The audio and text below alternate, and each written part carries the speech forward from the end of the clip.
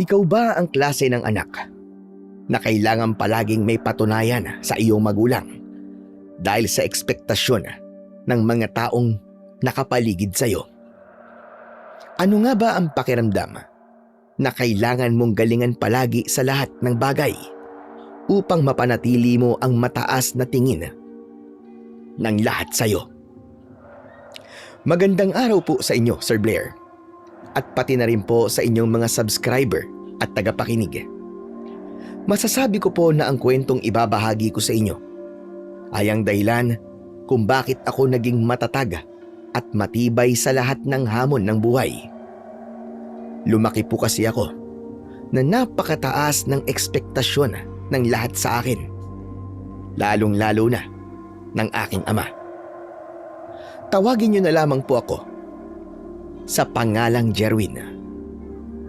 At ito ang aking kwento. Nakakahiya ka, Jerwin. Hindi lang ang sarili mo ang pinahiya mo, kundi maging ako. Paano nangyari na nagawa kang talunin ng isang baguhan sa larangan ng boxing? Anak ng putya, ilang taong ka nang lumalaban na, pero natalo ka pa rin. Sa tingin mo ba, ha? Ay magiging professional boxer ka sa ginagawa mo yan? Wala. Habang buhay ka ng magiging amateur boxer, yan ang tatandaan mo. Tay, magaling po talaga si Louie. Malakas po yung kaliwa niya eh. Talagang malakas siyang dumepensa, tay. Pero tay, hayaan niyo po. Kapag nagkaroon kami ng rematch, gagawin ko po ang lahat para ako naman po manalo. Aba? Talagang gusto mo pa ng rematch? Para ano pa? Para matalo ka uli ni Louie sa pangalawang pagkakataon? At mas lalo mo kung ipahiya, lintik ka? Hindi na. Alam mo mas mabuti mong gawin ngayon? Ha? Tumigil ka na sa pagboboxing mong yan. Pero tay, hindi ako pwedeng tumigil. Pangarap ko po na maging isang kilalang professional boxer na kagaya nyo eh. At alam ko po tay na hindi po ang pangarap nyo para sa akin. Kahit kailan ay hindi ka magiging kagaya ko dahil sa pagkatalo mo sa isang baguhan. Nakakahiya ka, hayop ka. Pinahiya mo ako sa mga kaibigan at kakilala ko na nanood kanina. At alam mo bang inimbitahan ko sa laban na yon ang ilang kilalang boxing coach? Ipinagmalaki ko pa sa kanila na magaling ka. Pero anong ginawa mo? Ha? Anong ginawa mo? Nagpatalo ka. Tay, natalo po ako. Hindi po ako nagpatalo. Magkaibang bagay po yun. Saka tay, grabe naman kayo. Unang beses ko pa lang naman na natalo. At hindi po ibig sabihin nun na hindi na ako magaling. Huwag ka na nga mga tuwiran. Lalo mo na pinapainit ang ulo ko eh.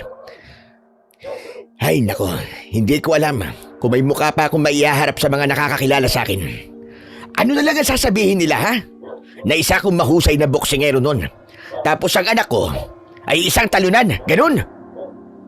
Talaga po bang ang importante po sa inyo ang sasabihin po ng ibang tao kaysa sa nararamdaman ko ngayon, tay? Hindi niyo po ba tatanungin kung kumusta po ako matapos po ng laban namin? Hindi po ba dapat mas lalo niyong pinalalakas ang loob ko? Imbis na maliitin niyo ako ngayon? Hoy Jerwin, ayusin mo yung pagsasalita mo, ha? Hindi ko gusto ang tono ng pagsagot-sagot mo sa akin. Bakit, ha? Kaya mo na ba sarili mo, ha? Kaya mo na? Bago ko po ayusin ang pagsasalita ko, sana'y maisip niyo munang ayusin ang utak niyo, tay. Pasensya na po pero hindi ko na kayang hindi magsalita ngayon. Dahil punong-puno na ako. Pagod na po akong sumunod sa lahat ng sinasabi niyo, tay. Bata pa lang po ako ay itinanim niyo na sa isip ko na kailangan kong maging kagaya mo. At para mapasaya ka, sinunod kita, tay. Lahat ginawa ko. Oo, pangarap ko po maging isang kilalang boksingero. Pero sa ginagawa niyo sa akin ay parang ayoko nang ituloy ang pangarap na yun. Pakiramdam ko, kailangan ay palagi akong magaling. Kailangan ay palagi akong panalo sa laban. Boksingero ka po dati, tay. Kaya dapat ay alam niyo po na parte ng aking karera ang pagkatalo. Nagulat ako nang isang napakalakas na suntok mula kay tatay ang tumama sa mukha ko. Sa lakas ng suntok na yon ay napaupo ako sa sahig at nakaramdam ako ng labis na pagkahilo. Naramdaman ko ang pagputok ng nguso ko. at ang dugong umagos sa gilid ng aking bibig. Galit na dinuro-duro ako ni tatay. Hayop ka. Wala kang utang na loob eh. Pagkatapos ng lahat ng ginawa ko para sa'yo, ay pagtataasan mo ko ng boses. Pinalamong kita. Pinag-aral kita. Tapos ngayon ay sasagot-sagutin mo lang ako? Sa tingin mo ba'y natutuwa ang nanay mo sa kabilang buhay, ha? Sa ginagawa mo sa akin ngayon, ha? Si nanay po ba, tay? Natutuwa rin po ba siya sa ginagawa niyo sa akin? Masyado niyo akong pinipressure eh. Imbis na ma-enjoy ko ang pagbuboxing, stress na ako. Dahil sa paraan niyo ng pagsasanay sa akin. Ang gusto niyo po kasi maging perpekto ako. Dahil isang beses lang akong natalo. Pero kung magalit kayo sa akin parang kahit kailan ay wala akong naipanalong laban. Hindi mo talaga naiintindihan ha? Malalaking tao ang inimbita ko na manood ng laban mo kanina. Pero nung ginawa mo, pinahiya mo ko sa kanilang lahat. Alam nila na ako nagsasanay sa'yo. Tapos ay nagpatalo ka. Ang kasiraan mo ay kasiraan na rin ng pangalan ko. Yan ang tatandaan mo, ha? Sa ginawa mo, ay parang giniba mo ang pangalan ko sa industriyang ito na ilang taong kong binuo at inalagaan. Isa kang kahihiyan sa apelyido ko, Jerwin. Isa kang kahihiyan. Marahan akong tumayo habang pinipigilan ko ang pagsabog ng aking luha. Ngunit hindi ako nagtagumpay. Tuluyan na ngang naglandas ang mga luha sa magkabilaan kong pisngi. O ano yan? Bakit ka umiiyak, ha? Ganyan ba ang tinuro ko sa'yo? Ang umiyak ka? Pinapakita mo lang sa akin na talagang mahina ka. Hindi ko maintindihan kung bakit para sa inyo ay pagpapakita ng kahinaan ng pag-iyak dahil lang sa lalaki tayo. Kahit nung namatay si nanay, hindi ako umiyak dahil ang sabi nyo ay kahiya-hiya sa mga tao kapag nakita nilang umiiyak ako. Sinunod kita kahit nung sandaling yun, tay. Lalo na nung libing ni nanay. Gusto ko sumabog, gusto kong humagulgol ng iyak. Iniisip ko noon na tama ka, pero ngayong malaki na ako, tay. May sarili na akong pag-iisip. Napagtanto ko na isang pagmamanipulang ginagawa niyo sa akin. Gusto mo na maging kagaya mo ako na pinalaki ng istrikto mong tatay. Kung anong ginawa noon ng tatay mo sa'yo, ay yun din ang ginagawa mo sa akin. Pagod na ako, tay. Pagod na akong parang maging robot sa pamilyang ito. Wala ka na talagang paggalang sa taong nagpalaki sa'yo. Wala ka. Kundi dahil sa akin. Sana nga tay, hindi nyo na lang ako naging anak eh. Kung ganito lang ang pagpapalaking ginagawa nyo sa akin. Ba't wala ka talagang utang na loob ba? Matapos ang lahat ng ginawa ko sa'yo, ay ganito lang palang igaganti mo sa akin. Hoy, itong tatandaan mo, Jerwin, ha? Ang kagaya mo sumasagot sa magulang ay walang mararating sa buhay, tandaan mo yan. Hindi na ako nagsalita pa, Sir Blair. Dahil alam ko na kung patuloy akong sasagot, baka makapagsalita pa ako ng mas masakit na salita sa tatay ko. Tinalikuran ko siya at pumasok ako ng aking kwarto. Isang bagay ang pumasok sa utak ko ng sandaling yon. At yun ay ang umalis na lang sa poder ng tatay ko. Inilabas ko ang isang traveling bag at sinimulan kong ilagay doon ang mga damit ko. Pumasok si tatay sa aking kwarto at pinanood niya ang ginagawa ko. Lalayas ka? Hala, sige. Layas, Jerwin. Alam ko naman na matagal mo nang gustong gawin yan eh. Sawang-sawa na ako sa pamamahay na to. Ayoko nang sumunod palagi sa gusto mo. Dahil ayokong dumating ang panahon na makakalimutan ko ang sarili ko at kung sino talaga ako. Tama yan. Ganyan ngang gawin mo. Lumayas ka at sirain mo ang buhay mo. Sa palagay mo ba, ay may magandang mangyayari sa'yo? Dahil sa kalapastangan ng ginagawa mo sa tatay mo, ha? Wala. Wala kang mararating sa buhay, Jerwin. Walang bastos na anak ang naging maayos ang buhay. Itaga mo yan sa bato. Ito rin ang itaga niyo sa bato, Tay. May mararating ako sa buhay. Nilpapatunayan ko sa inyo na kaya kong magtagumpay kahit wala ka sa tabi ko. Napakayabang mo ah. Kung magsalita kay para bang meron ka na talagang napatunayan. Huwag ka nang babalik dito, hayop ka. At magmamakaawa sa akin at tanggapin ulit kita. Dahil sa oras na lumabas ka ngayon sa bahay na ito, iisipin ko na wala na akong anak. Iisipin ko na lang napatay ka na. Matapos kong mag-impake, ay kinuha ko ang wallet ko at walang lingon-likod akong lumabas ng aming bahay. Mabigat ang mga naging hakbang ko. Pero matapos ang ilang sandali ay huminto ako. Nagkaroon ako ng pagdadalawang isip kung itutuloy ko ba ang pag-alis ko sa poder ng aking ama.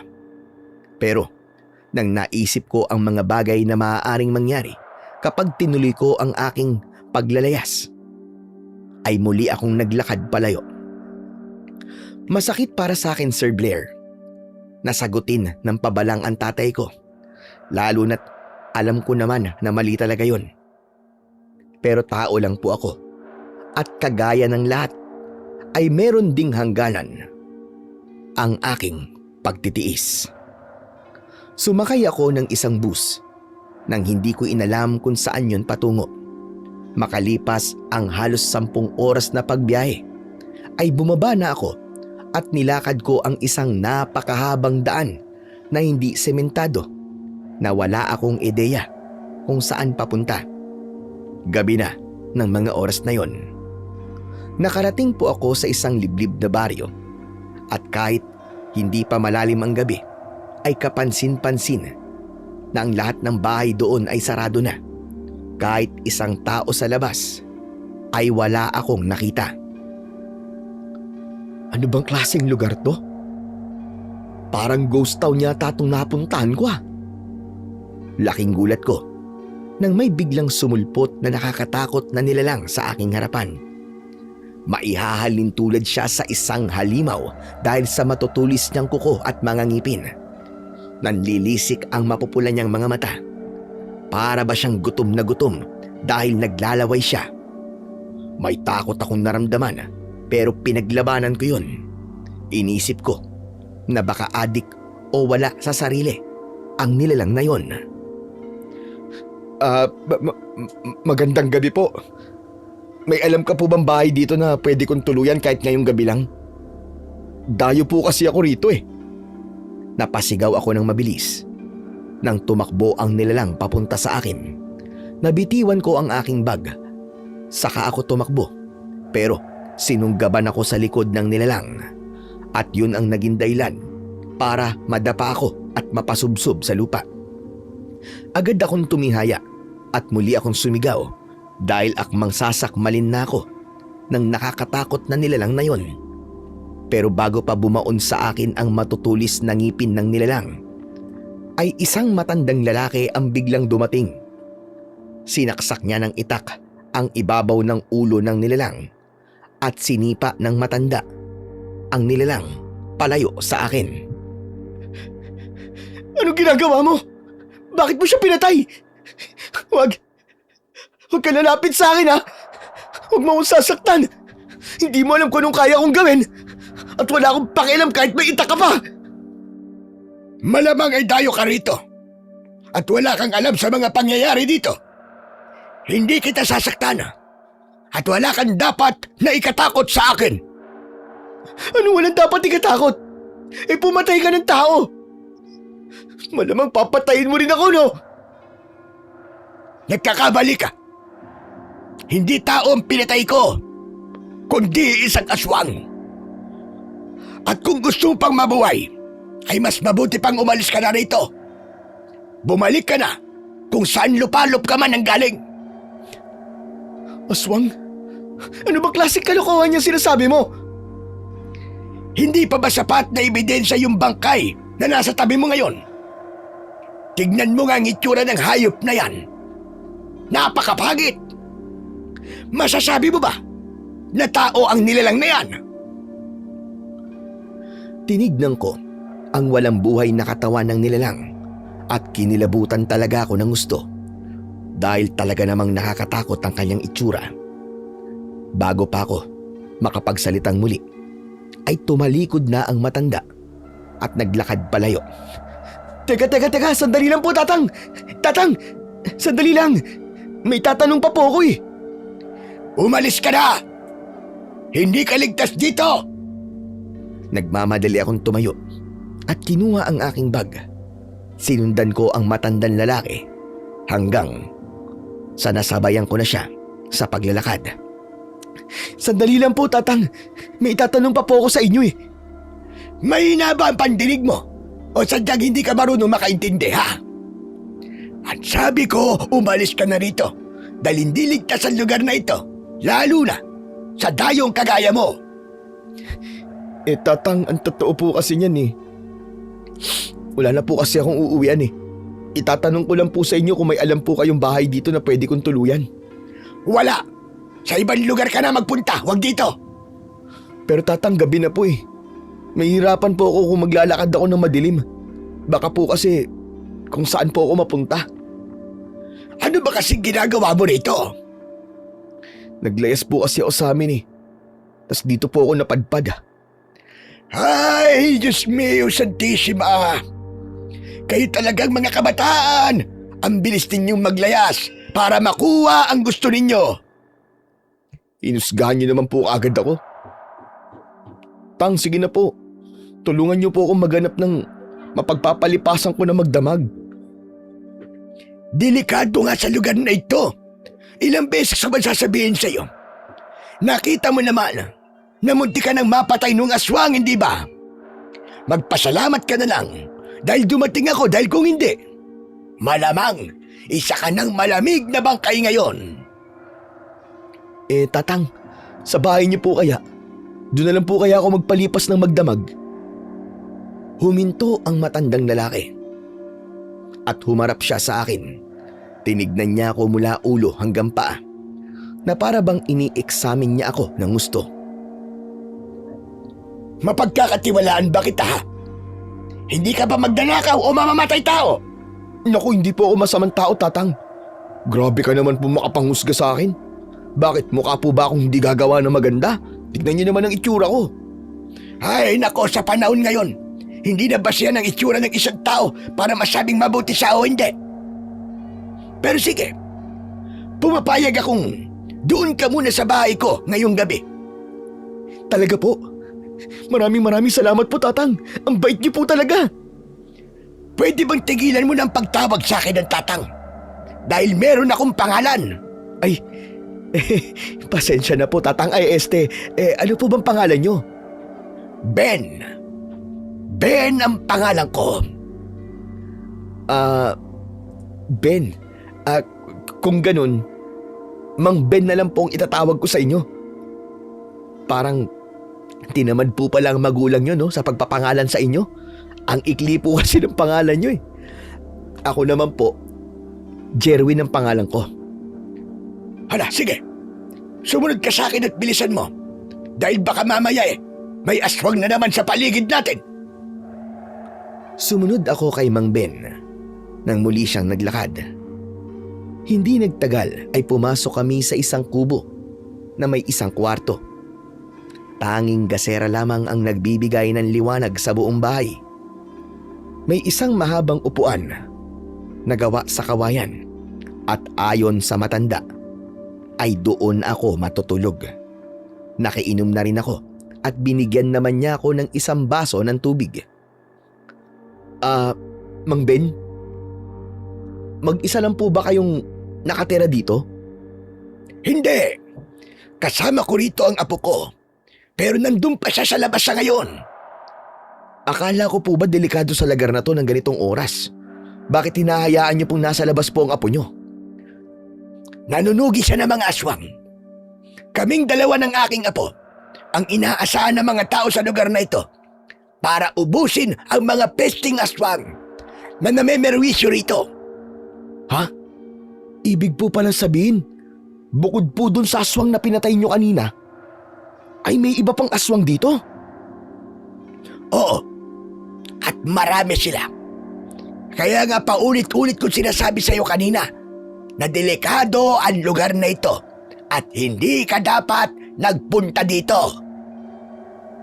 Malay ko po bang may aswang pala dito? Napadpad lang naman ako dito Pero Mang Ben, sa totoo lang po, noon inakala ko pong hindi totoo mga aswang. Akala ko talaga ay katang-isip lang po sila. Pero tatang, nung nakita ko po yung itsura nung umatake sa akin, nagbago po ang pananaw ko. Naniniwala na po ako ngayon sa mga aswang. Pero Mang Ben, ang tapang niyo po pala. Kasi kahit matanda na kayo at mukhang uugod-ugod na, ay kaya niyo pa rin makipaglaban sa aswang. Napatay niyo pa. Hindi ko alam kung matutuwa o mapipikon ako sa sinasabi mo, lintik ang bata ka. Tinawag mo ako matapang, pero tinawag mo rin akong ugod-ugod. Pasensya na po. Wala naman po masamang ibig sabihin dun sa sinabi ko. Pero yung pakikipaglaban niyo po sa mga aswang, Mang Ben, matagal niyo na po bang ginagawa yan? Matagal na. Binata pa lang ako, ay isa na akong manunugis ng mga aswang. At ngayon ay ipinagpapatuloy yun ng apo ko dahil ayokong mawalan ng tagapagtanggol ang lugar na to laban sa mga halimaw na yon. Hala, alam mo, ang mabuti pa'y matulog ka na. Ikukuha muna kita ng unan at kumot para ikay makapagpahinga na. Sige Mang Ben. Maraming salamat po talaga sa tulong nyo. Ramdam ko na isang mabuting tao si Mang Ben, Sir Blair. Kaya kampante ako sa pagsama sa kanya sa bahay niya. Isa pa, doon pa lang sa pagliligtas niya sa buhay ko mula sa aswang, ay masasabi ko na hindi ako nagkamali ng taong sinamahan ng gabing yon.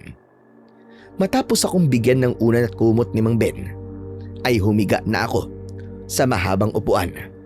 At nang dahil sa napagod ako sa mahabang paglalakad, ay mabilis akong nakatulog kahit pa wala ako sa sarili kong pamamahay. Hindi ko alam kung gaano na ako katagal na natutulog nang nagising ako dahil may biglang sumakal sa akin. Pagbukas ng mga mata ko ay nagimbal ako ng isang binata ang galit na sumasakal sa leeg ko habang may itak na nakatutok sa aking muka. Sino ka, ha? Anong ginagawa mo rito sa bahay namin? Magnanakaw ka, no? Hindi ako magnanakaw. Tama na. Hindi na ako makahinga. Tama na. Raul, anong ginagawa mo? Bakit mo sinasakal si Jerwin? Kilala niyo po lalaking to? Oo, kaya pakawala mo na siya. Parang napilitan pa ang lalaki nang pakawalan niya ang leeg ko. Umupo ako at paulit-ulit akong umubo. Ang buong akala ko talaga ay katapusan ko na kanina. Sino ba to? Wala naman yan nung umalis ako kagabi, ha? Nakilala ko siya nung nasa labas ako kagabi. Inatake siya ng isang aswang at iniligtas ko siya. Wala kasi siyang matutuluyan. Kaya pinagpalipas ko siya ng gabi dito sa bahay. Mangyaring naglayas kasi yan si Jerwin sa kanila. Oo nga pala, Jerwin. Yan ang apo kong si Raul. Raul, siya naman si Jerwin. Ikinagagala kitang makilala, Raul. Kahit muntik mo na akong patayin kanina. Hindi ako interesadong makilala ka. Saka lolo, bakit ka naman nagpapasok dito sa bahay natin ng di natin kilala? Paano kung masamang tao pala ang isang yan? Tapos saktan kayo o pagnakawan tayo? O hindi kaya, baka aswang pa nga yan na nagpapanggap lang na tao. Nararamdaman kong mapagkakatiwalaan natin niya si Jerwin, apo. Saka ilang oras na siyang nandito, pero wala naman siyang ginagawang masama. Hayaan mo na nga. At kailangan niya talaga ang tulong natin. Saka hindi naman siya magtatagal dito. Mamaya ay aalis na rin siya. Tama ang lolo mo. Nagpapalipas lang talaga ako ng gabi dito sa bahay niyo. Bakit hindi ka pa umalis ngayon? Pasikat na ang araw, Wala nang aswang sa labas. Mamaya ka na umalis, Jerwin. Saluhan mo muna kami sa almusal. Dito lang kayong dalawa at bibili lang ako ng tinapay sa labas. Raul, huwag mong aawayin si Jerwin ha. Dapat ay maging mabait ka sa bisita natin. Anong bisita? Baka bisita ka mo. Lumabas na si Mang Ben at kami na lang ang naiwan doon ni Raul. Hindi ako makatingin kay Raul dahil matalim ang tingin niya sa akin. Hoy ikaw, siguruhin mo lang na hindi ka masamang tao ha. Kapag ikaw may ginawang masama, ako makakaharap mo, tandaan mo yan. Hindi ako masamang tao, promise. Kung si Lolo ay madali mong nabilog ang ulo, ibahin mo to, Its. Hindi ko gusto yung tabas ng pagbumuka mo. Lalabas lang ako ha. Magpapahangin muna ako. Para makaiwas kay Raul, ay lumabas muna ako ng bahay. Nagtungo ako sa gilid ng bahay. At doon ay nakita ko ang araw na unti-unti nang sumisibol sa silangan. Dahil sanay ako na tuwing umaga ay nagsha-shadow boxing ako, ay kusang gumalaw ang katawan ko. Pumwesto ko ng maayos at nagpakawala ako ng magkakasunod na kombinasyon ng suntok sa hangin na para bang meron akong totoong kalaban. Nagulat ako at napahinto nang narinig ko ang boses ni Mang Ben. Aba, hindi ko akalain na magaling ka palang sumuntok. Kahit wala kang kalaban o bagay na sinusuntok, ay kita ko na malakas ang bigwas ng kamao mo. Yun po ba? Maraming salamat po. Kung di niyo po kasi na itatanong isa po akong amateur boxer. Kaya pala medyo malaki ang katawan mo. Maganda ang hugis ng mga muscle mo. Ang mabuti pa ay sa loob na natin yung pag-usapan. Tara na sa loob para makapag-almusal na tayo. Sumunod ako kay Mang Ben sa loob ng bahay. Nag-init siya ng tubig para sa kape. Hindi nagtagal ay nag-aalmusal na kaming tatlo. Halos hindi ako makakain ng maayos dahil ramdam ko ang matalim na tingin ni Raul sa akin. Raul, alam mo ba na boksingero pala itong si Jerwin? Aba, akalain mong nakita ko sa kanina roon sa labas na panay ang suntok sa hangin na animo ay may kalaban. Sumusuntok lang sa hangin, boksingero na kagad. Sus, kahit sino pwedeng gawin yun. Raul, boksingero talaga ako. Pero hindi nga lang professional. Yung tatay ko kasi ay isang professional boxer. Kaya siya nagturo sa akin sa pagboboxing. Maiba ko. Saan ka pala nakatira, Jerwin? Sa San Isidro po. San Isidro? Abay, malayo-layo dito yun ah. Bakit ka nga pala naglayas sa inyo? Ang natatandaan ko, ayan ang sinabi mo sa akin kagabi. Ano po kasi? Hindi na po kami magkasundo ni tatay. Masyado po kasi siyang maigpit sa akin at nasasakal na ako. Nitong huli po, sobra po siyang nagalit sa akin kasi natalo po ako sa laban ng isang baguhang boksingero. Grabe nga po yung mga sinabi niya sa akin kahit yung palang ang unang talo ko sa dami ng mga laban na sinalian ko. Nakakaawa ka naman pala kung ganun. Sigurado ako na hindi lang yun ang dahilan kung bakit mo piniling umalis sa poder ng tatay mo. Alam ko na marami pang nangyari at nagkapatong-patong na ang mga yon. Kaya naman napuno ka na at nagdesisyong umalis na lang sa inyo. Ay nako, naniwala naman kagad sa sinasabi niya. Malamang hindi yan lumayas, kundi pinalayas. Baka may ginawa yung malaking kasalanan sa tatay niya kaya ganoon. Grabe ka naman mangusga sa akin, Raul. Hindi yung pangako kilala ng sobra. Saka hindi ako sinungaling na tao. Yun na nga hindi ka namin kilala kaya malay ba namin yung totoo? Ay nako, ewan ko sa'yo. Alam mo, Jerwin, kung wala ka talagang matutuluyan, pwede ka namang dumito muna sa bahay ko. Kesa naman kung saan-saan ka pa mapunta. Yun nga lang, ayos lang ba sa'yo na hindi ka na pwedeng lumabas tuwing gabi dahil sa mga aswang? Totoo po ba yung sinasabi niyo, Mang Ben? Sandali lang, Lolo. Ano ba yan? Okay na yung pinatuloy mo siya ng isang gabi. Pero, wag na yung dito na talaga siya patitirahin. Naisip ko kasi na mabuti kung meron pa tayong isang makakasama. Dahil walang nagbabantay dito sa bahay natin tuwing lumalabas tayo sa gabi para manugis sa mga aswang. Isa pa, sigurado ko na malaki ang may tutulong sa atin ni Jerwin sa taniman natin ng mga gulay. Nako, maaasahan niyo po ako pagdating dyan. Saka, marunong din po ako sa mga gawaing bahay. Marunong din po ako magluto. Kahit yun na lang po ang kapalit na ibibigay ko sa inyo dahil sa pagpapatira niyo po sa akin dito. Manahimik ka nga. Hindi pa ako pumapayag na dito kang tumira, ha? Ang dami mo na kagad nasabi, ha? Lo, pwede po bang pag-isipan niyo muna yung mga sinasabi niyo? Uulitin ko lang. Hindi natin kilala ang Jerwin na yan. Hindi tayo sigurado kung totoo ba ang mga sinasabi niya sa atin. Parang hindi ka naman nag-iisip sa mga desisyon mo, Lo. Kahit sinong taong nasa matinong pag-iisip ay hindi magpapatira ng isang tao sa bahay niya, lalo na't hindi pa niya tulubusang kakilala. Hindi rin kita kilala nun, pero pinatuloy kita sa bahay ko, Raul. Di ba? Kung anong ginagawa ko kay Jerwin ngayon, ay ginawa ko rin sa'yo noon. Huwag mo yung kalilimutan. Saka hindi ba dapat ay naiintindihan mo si Jerwin dahil minsan ka nang nalagay sa sitwasyon niya ngayon? Ay, naku, peste naman talaga, oo. Talagang kailangan niya pang ungkatin ang nakaraan ko. Nakakawalang ganang kumain. Malakas na hinampas ni Raul ang lamesa gamit ang mga kamay niya. Tumayo siya at lumabas siya ng bahay na halatang masama ang loob. May pagkabahala akong tumingin kay Mang Ben. Mang Ben, mas mabuti pa po siguro na umalis na lang po ako pagkatapos ko pong kumain. Ayoko po kasi na ako maging dahilan para mag-away pa po kayo ni Raul eh.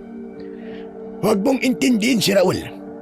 Dahil akin ang bahay na ito at ako ang may karapatan kung sino ang patutuluyin ko rito. Wala kang bahay at wala kang ibang mapupuntahan. Kaya kailangan kitang tulungan. Sigurado po ba kayo? Sigurado ako. Hayaan muna natin si Raul para kumalma siya.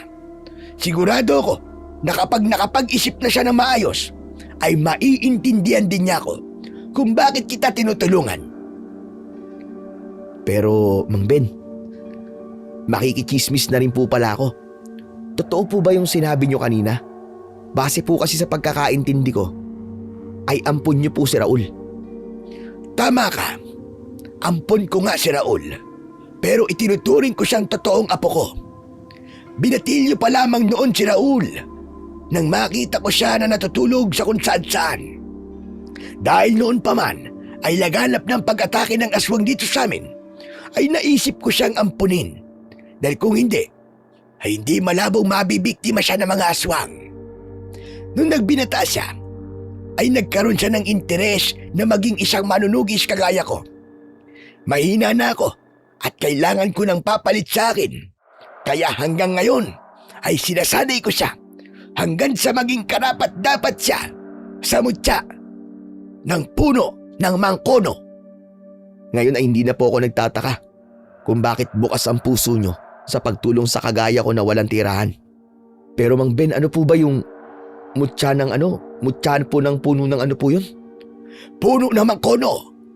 Ang mutya na yon ay nagmula sa puno ng mangkono na kilala bilang isa sa pinakamatigas at matibay ng uri ng puno. May kapangyarihan po ba ang mutya na yon? Meron. Kapag isinuot mo yon, ay malalaman ng mutya kung ano ang iyong lakas at ang gagawin ng mutya ay mas palalakasin pa niya ang angkin mong kakayahan. At magagamit mo yon sa pakikipaglaban sa mga aswang. Pero bakit hindi nyo na lang po ibigay ang mutya kay Raul? O hindi kaya, ikaw na lang po ang gumamit nun? Wala na, masyado na akong matanda, Jerwin. Hindi na lubusang nakukuha ng katawan ko ang kapangyarihan ng mutya. Si Raul ang nakikita ko sa ngayon na may posibilidad na susunod na magmamay-ari nun. Ngunit hindi ko pa nararamdaman at nakikita na handa na siya para sa kapangyarihan ng mutya ng puno ng mangkono. Hindi na ako nagsalita, Sir Blair, at itinuon ko ang atensyon ko sa pagkain. Pero patuloy sa pagtakbo ang utak ko sa pag-iisip sa mga bagong bagay na akin pong nalaman. Gaya na lang ng aswang at ng sandaling yun naman ay ang tungkol sa isang makapangyarihang mutya ng puno ng mangkono.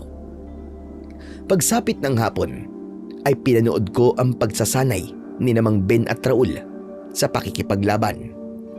Parehas po silang may hawak na itak at tinuturuan ni Mang Ben si Raul ng tamang pag-atake at pagdepensa. Napansin ko na tila nahihirapan si Raul na sumunod sa mga itinuro sa kanya ni Mang Ben. Sandali lang. Mukhang wala ka ng ganang magsanay ngayon, Raul. Ang mabuti pa siguro ipahinga na muna natin ito. Tutal malapit ng gubabi ay magluluto na ako ng apunan natin. Pumasok ng bahay si Mang Ben. Susundan ko sana siya sa loob at baka kailangan niya ng tulong sa pagluluto. Pero bigla akong tinawag ni Raul. Hoy ikaw! Halika nga rito at mag-uusap tayong dalawa. Bakit Raul, may sasabihin ka ba? Kaya nga mag-uusap tayo, di ba? Malamang may sasabihin ako sa'yo. Ano ba kasi yung sasabihin mo? Paniguradong ang saya-saya mo, no? Dahil nagawa mong bilugin ang ulo ng lolo Ben ko. Ang husay mo rin, no? Biruin mo. Napaniwala mo siya sa mga kwento mo. Ang galing mong magpaawa. Bilib ako sa'yo. Hindi ako nagpapaawa, Raul. Sinasabi ko lang kung ano ang totoo. Kahit anong sabihin mo, hindi ako maniniwala sa kahit anong salitang lumabas dyan sa bibig mo. Alam mo, kung ano maganda mong gawin, umalis ka na rito. Sa ibang lugar ka na magpaawa dahil hindi ko gusto na nandito ka. Aalis lang ako dito kapag si Mang Ben ang nagpaalis sa akin. Bilib din naman talaga ako sa apog ng pagmumukha mo, no? Grabe ang kapal! Dahil alam ko na walang patutunguhan ang pag-uusap namin yun ni Raul, ay hindi na ako nagsalita. Tumalikod ako para iwanan siya, pero bigla niya akong hinila sa braso. Humarap ako kay Raul at isang suntok ang pinakawalan niya na tumama sa aking muka. Nang aasar akong ngumisip at hindi ko ipinakitang nasaktan ako. Yun na ba ang pinakamalakas mong suntok? Hindi man lang ako nasaktan Para lang akong hinampas ng unan. Ganun Pues, sa isang ito, masasaktan ka na. Sa pangalawang pagkakataon, ay sinubukan akong suntukin ni Raul. Ngunit nagawa kong iwasan ang kanyang suntok. Umatras ako ng bagya at saka ko pinadapo ang kamao ko sa muka ni Raul. Muntik na siyang matumba sa lakas ng aking suntok. Babawi pa sana siya, pero inunahan ko na siya ng isa pang suntok sa muka na naging dahilan para tuluyan siyang mapaupo sa lupa. Mabilis na tumayo si Raul at nang akmang susugod siya sa akin ay doon na dumating si Mang Ben. Agad siyang pumagitna sa aming dalawa ni Raul. Doon ko lang napansin na dumudugo na pala ang ilong ni Raul. Tama na! Ano ba nangyayari? Bakit nagsusuntukan kayo? Yan si Jerwin na yan ang may kasalanan Napakabastos Kinakausap ko pa bigla akong tinalikuran. Tinalikuran kita dahil wala nang kwenta ang mga sinasabi mo. At isa pa, sino bang unang nanuntok? Hindi ba't ikaw naman? Nakita mo na, Lo? Lumalabas ng tunay na ugali ng Jerwin na yan. Wala pa nga siyang isang araw dito sa atin, gulo na kagad ang dala niya. Pinagtanggol ko lang ang sarili ko, Raul. Kung di mo ako sinuntok, hindi kita sasaktan. Gumanti lang ako sa'yo. Tama na! Tumigil na kayong dalawa! Punyeta! Ikaw naman, Raul, kailangan mong tanggapin na simula sa araw na ito ay makakasama na natin si Jerwin sa bahay na ito. Kaya importante na magkasundo kayong dalawa. At talagang kinakampihan mo pa mokong na yan, Lo Huwag ka masyado magtiwala sa taong yan dahil di pa natin siya lubusang kilala. Baka sa huli ay magsisi ka na tinulungan mo yan. Hayaan mo ko sa desisyon kong ito. Kung may gawin mong masama si Jerwin sa atin, ay bahala na ang konsensya niya sa kanya. Saka pwede bang wag muna kayong maglapit na dalawa at baka maulit pa ito? Raul, linisan mo yung mukha mo at puro dugo ka na. Bilisan mo!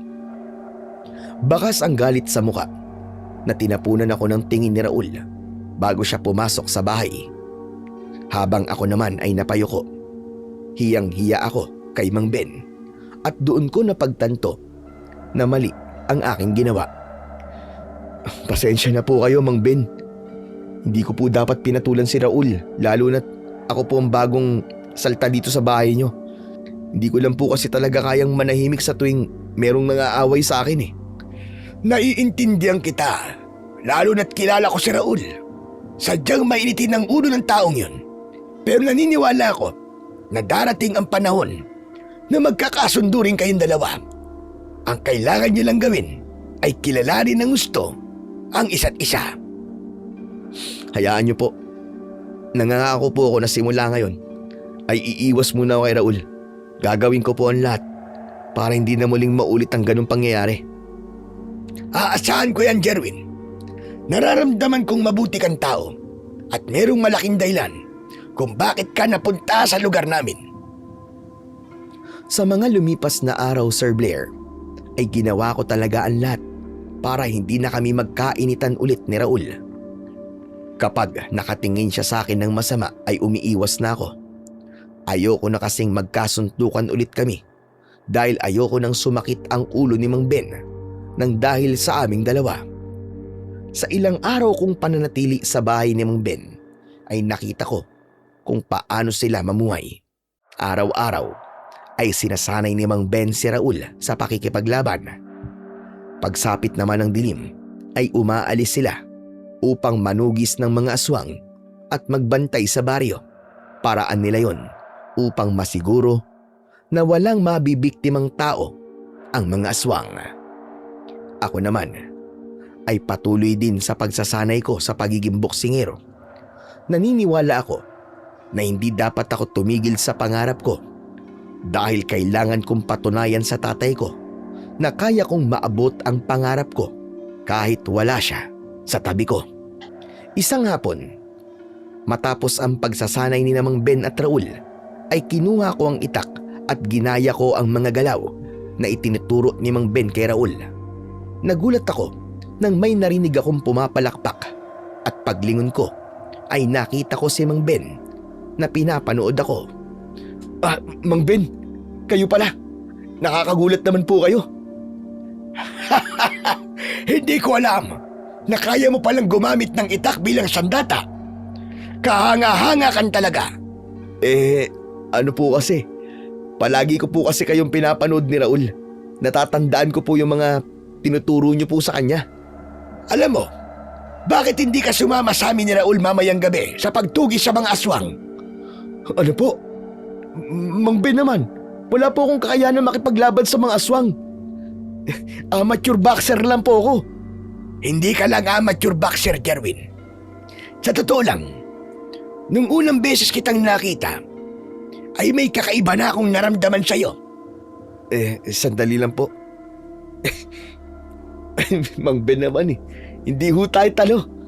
Hindi po ako nagkakagusto sa kapwa ko lalaki. Hindi po ako bakla. Sira ulo! Kutongan kaya kita. Hindi yan ang ibig ko sabihin. Ang gusto kong sabihin ay naramdaman ko na talagang may malaking dahilan kung bakit ka nandito sa aming lugar. Hindi isang aksidente na dito ka napadpad. Sa dami ba naman ang lugar na pwede mong puntahan? At ang pakiramdam ko, nandito ka para tulungan kami ni Raul sa pagsugpo sa mga aswang na nagkukuta sa kagubatan. Nakakatuwa po ang mga sinabi niyo pero sa ngayon po, hindi po talaga ako sigurado kung kaya ko po bang ginagawa niyo ni Raul Pasensya na po kung tatanggihan ko po ang mga sinabi niyo sa akin. Hala sige, naiintindihan ko naman. Pero pag-isipan mo pa rin, Jerwin.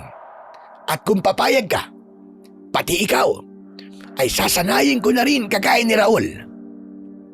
Nakangiting tinapik ni Mang Ben ang balikat ko at sa kanya ako iniwan. Natigilan ako at napaisip kung dapat ko bang tanggapin ang bagay na inaalok sa akin ni Mang Ben. Ngunit iniisip ko pa lang na makikipaglaban ako sa mga aswang ay may takot na akong naramdaman. Parang hindi ko kaya ang ganung gawain. Pero kahit papano ay masaya ako dahil hindi ako pinipressure ni Mang Ben na gawin ang isang bagay kahit may kakayahan siyang pilitin akong gawin yon dahil nakatira ako sa bahay nila. Hindi siya kagaya ng tatay ko na kapag may nais siyang ipagawa sa akin kahit hindi ko gusto ay dapat kong sundin at gawin. Bigla ko tuloy naalala si tatay. Kumusta na kaya siya?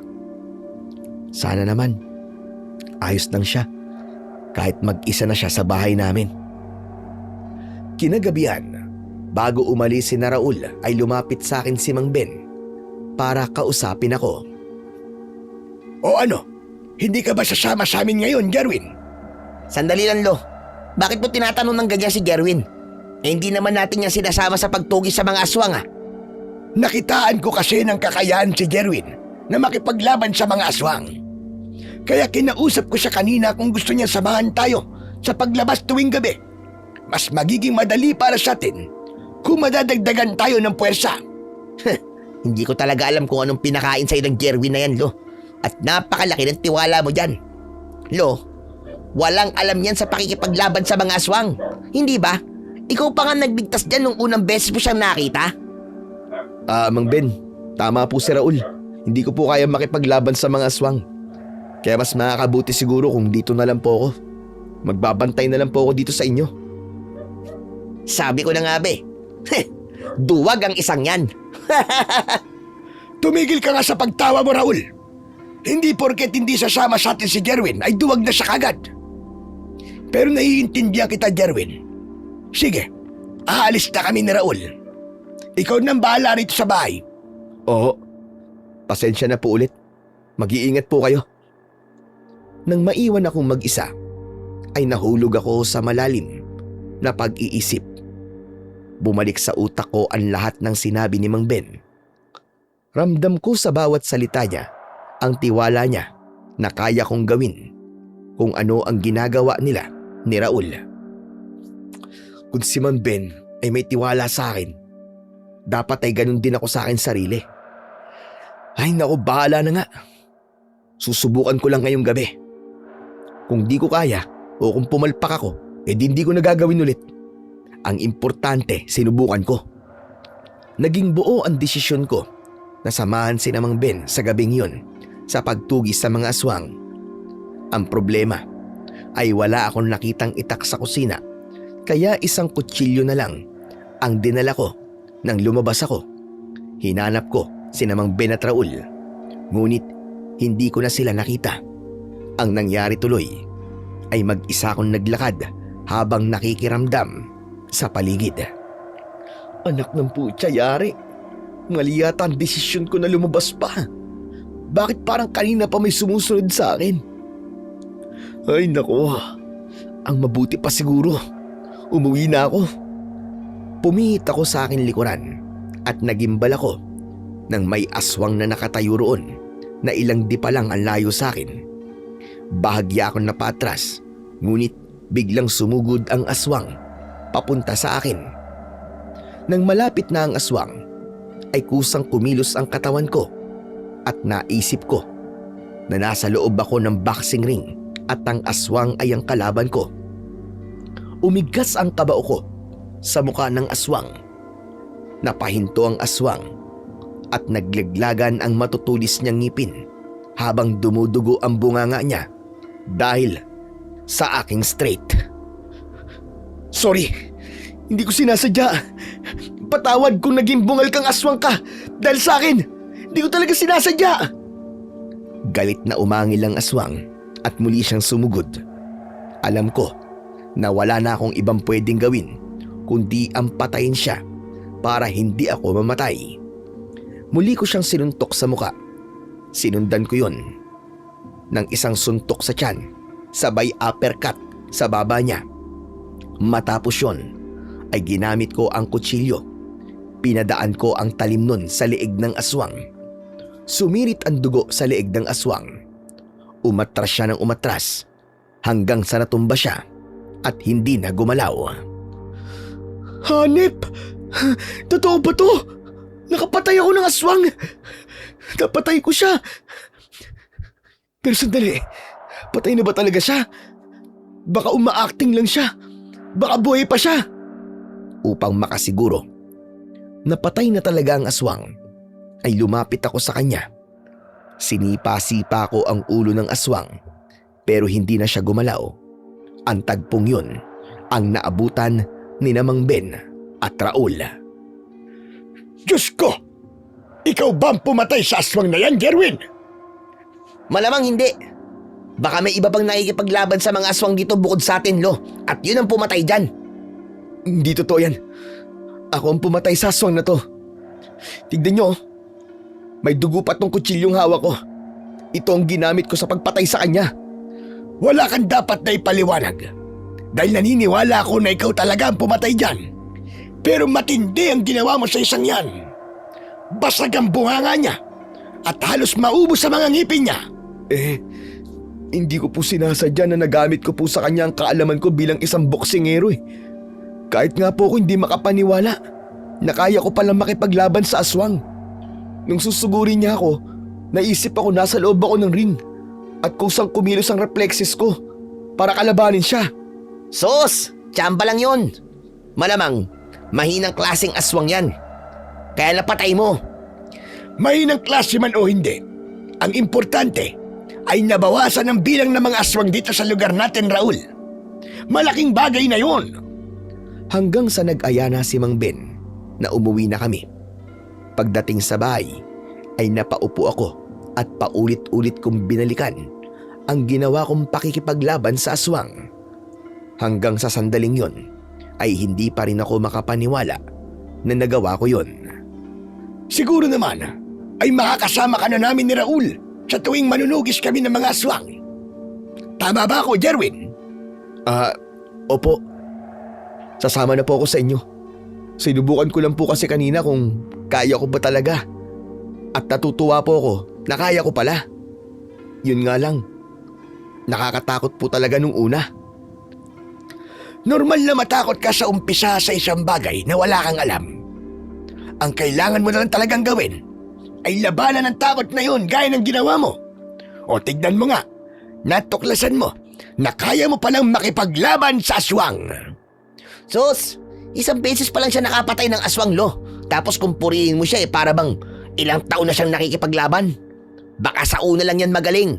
Pero kapag nagtagal, ay maging pabigat pa yan imbis na makatulong. Huwag ka muna magsalita ng tapos, Raul. Ang importante ay hindi na lang tayong dalawa makikipaglaban sa mga aswang. Oo nga pala, Jerwin. Bukas ay sasali ka na rin sa pagsasanay. Kaya ihanda mo ang sarili mo. Wala pong problema, Mang Ben. Magsasanay po ako dahil alam ko na marami pa po akong dapat na matutunan. Masyadong pahambol, pero ang totoo, gusto nang magyabang. Sige na, Jerwin. Ilabas mo na yung totoong ugali mo. Ipagyabang mo na sa amin na nakapatay ka ng aswang. Alam kong kanina mong pa gustong gawin yan eh. Raul, ano ba? Tama na nga. Nag-uumpisa ka na naman. Huwag mong hintayin na ako magalit sa'yo dahil sa hindi mo magandang pagtrato kay Jerwin. Hindi mo siya dapat ituring na kaaway dahil kakampi natin siya.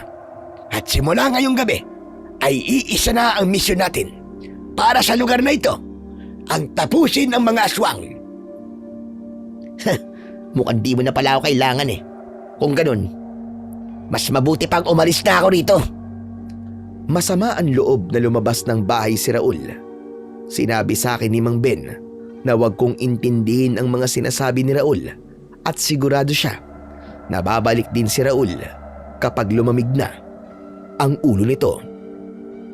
Kinabukasan, parehas kaming nabahala ni Mang Ben dahil hindi pa rin bumabalik si Raul. Saan kaya nagpuntang damuho na yon? Umaga na ay wala pa rin. Mang Ben, nakukonsensya po tuloy ako. Kasi nang dahil po sa akin, umalis po si Raul. Nakasira pa po tuloy ako ng samahan. Wala kang kasalanan sa nangyari. Abay, desisyon ni Raul yon. Isa pa, kilala ko ang taong yon. Noon pa man ay matigas na talaga ang ulo niya. At kapag may gusto siya, ay talagang gagawin niya. Pero siguro naman ay babalik din yun mamaya. Lalo na't wala yung pera. Paniguradong babalik yon kapag nagutom siya. Sana nga po. Hayaan niyo, Mang Ben. Mamaya hahanapin ko si Raul at kukumbinsihin ko na umuwi na siya. Parang nagtatampo lang po talaga yun eh. Nako, hindi na kailangan. Ako na maghahanap sa kanya mamaya. Ang mabuti pa ay magsimula na tayo sa pagsasanay. Sa araw na yon ay sinimulan na ni Mang Ben ang pagsasanay sa akin sa paggamit ng itak bilang sandata laban sa mga aswang. Marami akong natutunan sa kanya, kagaya ng tamang tiyempo sa pag-atake, lalo na sa pagdepensa. May mga bagay din siyang sinabi sa akin tungkol sa kahinaan ng mga aswang at kung paano ko mapapatay ng mabilis ang mga ganong nilalang.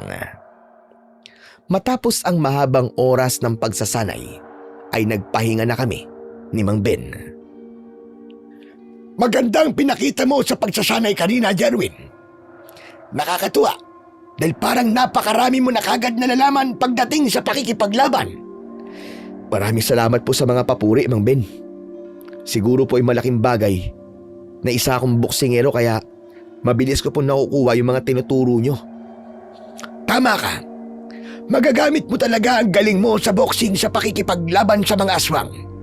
At isa pa, gusto ko ring sabihin sa pagkakataong ito, ay naiintindihan ko na kung bakit ka napunta sa lugar namin. Yun ay dahil makakatulong ka namin, Raul, sa pakikipaglaban sa mga aswang para tuluyan na silang ubusin sa lugar na ito.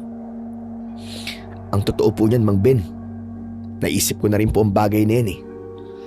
Talagang inadya po ng Diyos na dito ako mapunta dahil meron siyang misyon para sa akin dito.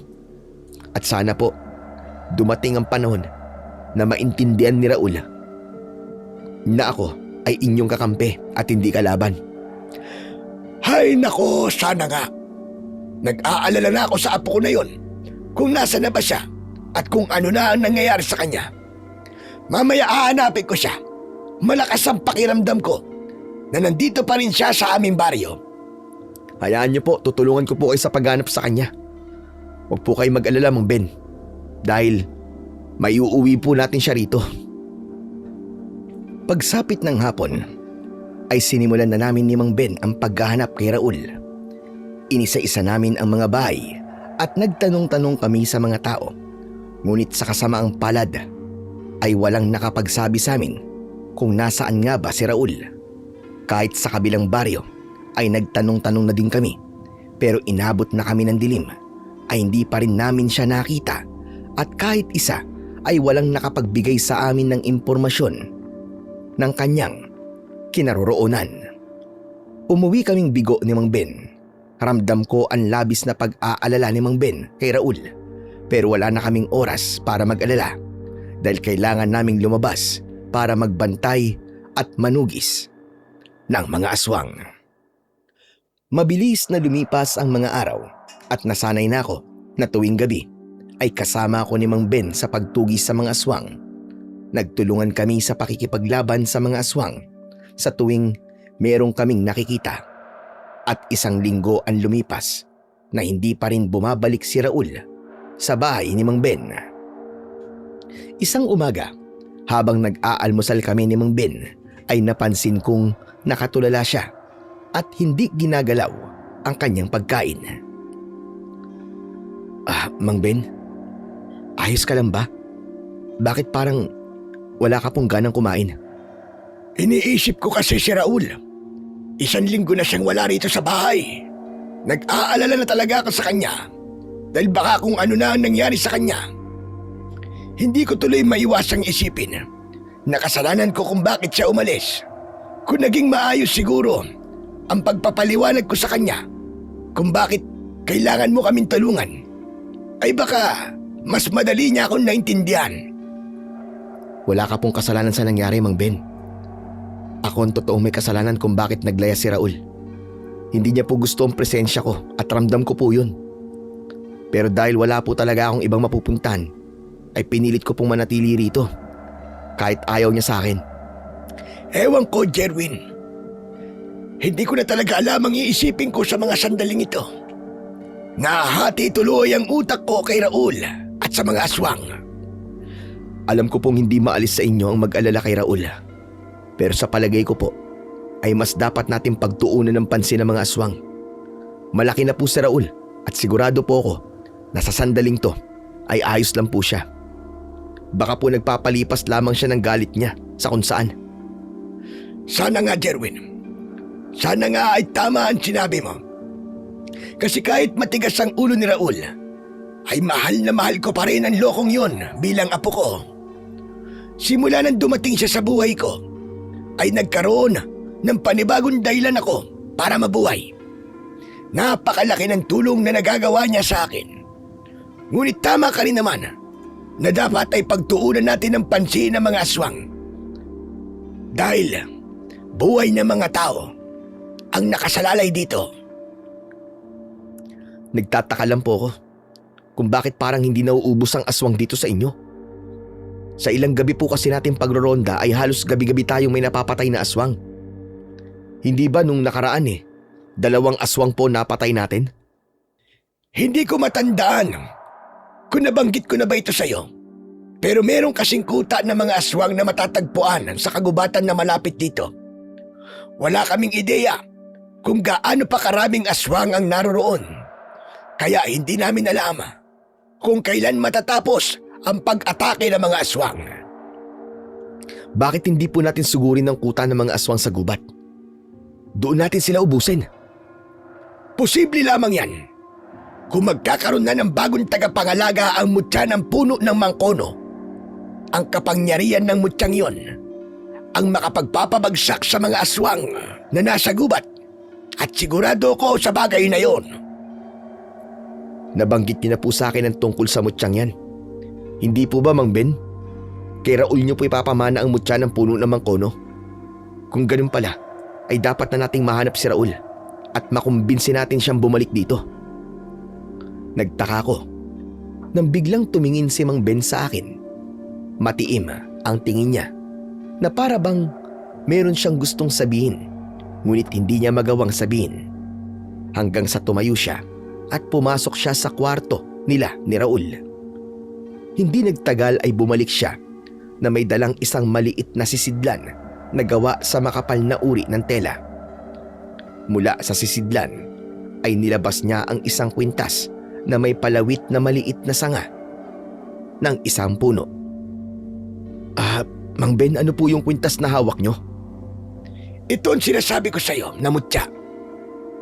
Ito ang mutya ng puno ng mangkono. Sa wakas, nakita ko na rin po mutyang yan.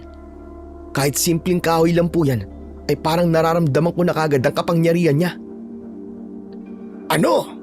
Nararamdaman mo ang kapangyarihan ng mutya? Dahil alam nito na nakikipaglaban ka sa mga aswang, at ngayon ay isang desisyon ang aking nabuo. Sa'yo ko na ipapamana ang mutya ng puno ng mangkono. Mang Ben naman, ano po bang klaseng biro yan? Hindi ako nagbibiro, Jerwin. Seryoso ko. Kailanman ay hindi ko gagawin biro ang ganitong bagay. Pero hindi po ba si Raul ang nakatakda na maging susunod na tagapangalaga niyan? Noon yon. Pero iba na ngayon. Wala tayong ideya kung nasaan si Raul at kung babalik pa ba siya. Kung hihintayin natin na bumalik siya, ay baka maubos na tayo rito ng mga aswang. Ramdam ko na naghahanap na ng bagong tagapangalaga ang mutyang ito. At ikaw ang napili ko, Jerwin. O sige, sabihin na po natin na seryoso nga po kayo, Mang Ben. Pero isipin po natin na mararamdaman ni Raul sa sandaling malaman po niya na sa iba niyo po yan ibinigay. Nagsanay po siya na napakatagal para mapunta sa kanyang mutya, tapos sa akin lang pala mapupunta. Isa pa, hindi po ako karapat dapat sa mutya ng puno ng mangkono dahil nagsisimula pa lang po ako sa pagiging manunugis. Wala sa tagal ng pagiging manunugis yan para mapunta sa'yo ang mutyang ito. Ikaw ang nakikita kong karapat dapat Kaya sana ay tanggapin mo ito ng buong puso. Ikaw ang pag-asa ng aming baryo, Jerwin, para tuluyan na kaming makalaya sa mga aswang. Naniniwala ako na kaya mo ang tungkuling ito at sana ay maniwala ka rin sa sarili mo. Sandali akong tumahimik para mag-isip, Sir Blair. Hindi ko inalis ang tingin sa mutya at ramdam ko na para bang tinatawag niya ako. Tila may isang malakas na enerhiya na humihila sa akin para mas maging mariin ang titig ko sa mutya. Hanggang sa isang desisyon ang aking nabuo. Matapang akong tumingin kay Mang Ben. Kung bukal po sa inyong puso na ipamana sa akin ng mutya ng puno ng mangkono, ay buong puso ko rin po itong tinatanggap. Tama po kayo. May dahilan kung bakit ako napunta sa baryo nyo. At ang dahilan na yon ay ako ang magpapabagsak sa mga aswang na nanggugulo sa inyo. Hindi mo alam kung gaano kasaya sa sinabi mo ngayon. Heto na ang mutya. Isuot mo ito sa iyong leg at huwag mong hayaan na makuha ito ng iba. Inabot sa akin ni Mang Ben ang mutya at walang pagdadalawang isip na isinuot ko yon sa aking leeg. Sa ngayon, ay hindi mo pa mararamdaman ang kapangyarihan ng mutya. Kailangan mo yang orasyonan ng 3 magkakasunod na gabi. At kapag nagawa mo yon, ay ipagkakaloob na sa iyo ng mutya ang kapangyarihan nito. Huwag kang mag-alala dahil ituturo ko sa iyo ang orasyon. Ngayon pa lang ay nagpapasalamat na talaga ako sa iyo, Jerwin. Sigurado ko na magtatagumpay ka na lipulin ang kuta ng mga aswang na naroon sa gubat. Maraming salamat po, Mang Ben. Nangangako po ako na hindi ko sisirain ang tiwala na ibinigay niyo po sa akin. Agad na itinuro naman sa akin ni Mang Ben ang orasyon na sinasabi niya. Tinandaan ko ang naturang orasyon at sa unang gabi ay agad ko ngang inorasyonan ang mutya ng puno ng mangkono. Sa pangalawang gabi ay ganun ulit ang aking ginawa. At sa pangatlong gabi ay muli kong inarosyonan ang mutya. At matapos ang orasyon ay may naramdaman akong kakaiba sa aking katawan. May ibinigay na napakalakas na enerhiya ang mutya sa akin. Gumapang yon sa aking buong katawan at naramdaman kong naipon ang enerhiyang yon sa aking mga kamay. Naguguluhan ako napatingin kay Mang Ben. Mang Ben, ano po itong nararamdaman ko? Bakit parang napakabigat po ng mga kamay ko? Hindi nga ako nagkamali. Ikaw nga ang karapat-dapat na susunod na tagapangalaga ng mutya ng puno ng mangkono. Binabati kita, Jerwin. Dahil ipinagkaloob na sa iyo ng mutya ang kanyang kapangyarihan at yung bigat na nararamdaman mo sa mga kamay mo ay pansamantala lamang. Sigurado ko na mas pinalakas ng mutya ang iyong mga kamao dahil alam niya na yan ang parte ng katawan mo na madalas mong ginagamit sa pakikipaglaban. Kung ganun, mas malakas na po ngayon ang aking mga kamao. Tama po ba? Ganun na nga, Jerwin. Pwede ko po ba itong subukan sa inyo? Bakit sa akin mo susubukan? Yung puno, doon mo sabukan. Siraulo ka. Sige po. Pasensya na po dahil na-excite po ako ng sobre. Nararamdaman ko po kasi na unti-unti na pong gumagaan ang mga kamay ko. Lumapit ako sa puno na nasa likod ng bahay at isang malalim na paghinga ang pinakawalan ko bago ko yun sinuntok ng napakalakas. Hindi ako makapaniwala nang malakas na umuga ang puno at nagkaroon pa ng bitak ang katawan nun. Ang higit pang nakakagulat ay wala man lang akong naramdamang sakit sa aking kamao. Kahit konting gasgas ay wala rin akong nakuha. Manghang-mangha akong napatingin kay Mang Ben. Nakita niyo po ba yun, Mang Ben? Napakalakas ko na talaga sumuntok ngayon. Para pong naging bakal ang mga kamay ko. Sabi ko naman sa'yo higit na palalakasin ng mutya ng Mangkono kung saan ka malakas noon. Napakasaya ko dahil sigurado ko na dahil sa bago mong kakayahan ay mapapabagsak na natin ang mga aswang na nasa gubat. Nais ko na maganda ka bukas ng gabi dahil lulusubin na natin ang kuta ng ating mga kalaban. Po, tayong dalawa lang po. Bakit hindi po natin hikayatin ng ilang mga kalalakihan sa baryong to na tulungan po tayo para marami-rami po tayo? Ay nako, hindi uubra. Takot ang mga tao rito sa aswang, kaya kami lang talaga ni Raul ang nakikipaglaban. Pero huwag kang mag-alala. Gaya na sinabi ko, sa taglay mong kapangyarihan ngayon, ay alam ko na kaya mong talunin ang lahat ng aswang na nasa gubat. Magtiwala ka lang sa kapangyarihan ng mutya at sa sarili mong kakayahan. Hindi pa rin ako makapaniwala, Sir Blair, sa mga nangyayari sa buhay ko ng sandaling yon. Ngunit nang dahil sa mutya at sa gabay ni Mang Ben, ay naniniwala ako na magtatagumpay kami na palayain ng baryong yon mula sa takot nila sa mga aswang. Nang sumunod na araw, ay nagsanay ako sa paggamit ng aking bagong kapangyarihan. Mas pinaghusay ko ang aking kakayahan bilang isang boksingero. At pagsapit ng gabi, ay doon na kami naghanda ni Mang Ben para sumalakay sa kuta ng mga aswang sa gubat. Parehas kaming may dalang itak nang pumasok kami sa gubat. Naisip ko kasi na mas mabuting meron akong hawak na sandata at hindi dapat ako umasa ng buo sa mutya ng puno ng Mangkono.